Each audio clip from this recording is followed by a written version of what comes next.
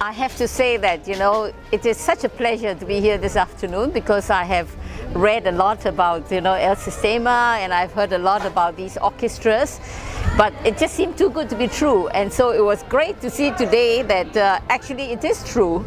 I'm very interested in this because I also heard that refugee children are allowed to participate in the orchestra.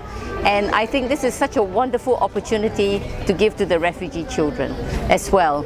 And I know that just listening and seeing the faces here, I can see the very wonderful effect this program can have, not only musically, but more importantly, the social impact that it has on the children. And as I watch the children play, I just think of, the many people that you have picked up from the street and keep away from the street to do these very enjoyable activities.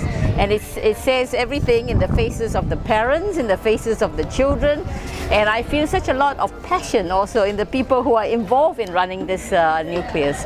So I must say that I'm very impressed, and I'm so happy to have the opportunity to come and see for myself. Not only just to read about El Sistema, but to see how it really works.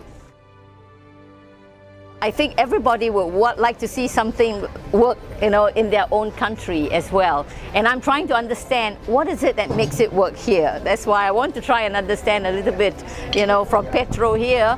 How do you make it work so well, because, and that this has lasted for 40 years. I think to make something like that sustainable is really quite an achievement.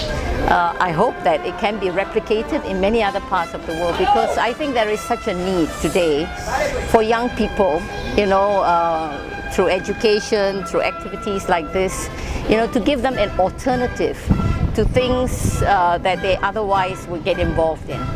To negative things, and there are a lot of dangers and pressures, in our society today, and I think this is such a good alternative for them. Well, I think for the children, I think, the fact that they themselves come here and that this is something that they get involved in out of their own passion, and this is what is important. There's no one forcing them. I have seen, for example, sometimes children says, well, they have to go to school or they have to go for music lessons, and the parents have to force them to go. But here is a very different story. In many sometimes I see in some family where the parents are well off and they want to give music lesson to the children. The children are very reluctant, but here it's motivated. I see a very strong sense of motivation from the children and from the parents. So I would like to understand better what is the secret.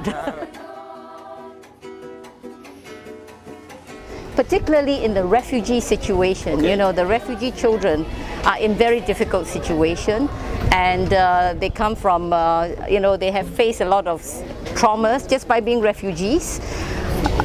Sometimes, it's very difficult to see hope for the future, but when they can get engaged in activities like that, I think it gives them such a sense of dignity and, an achievement.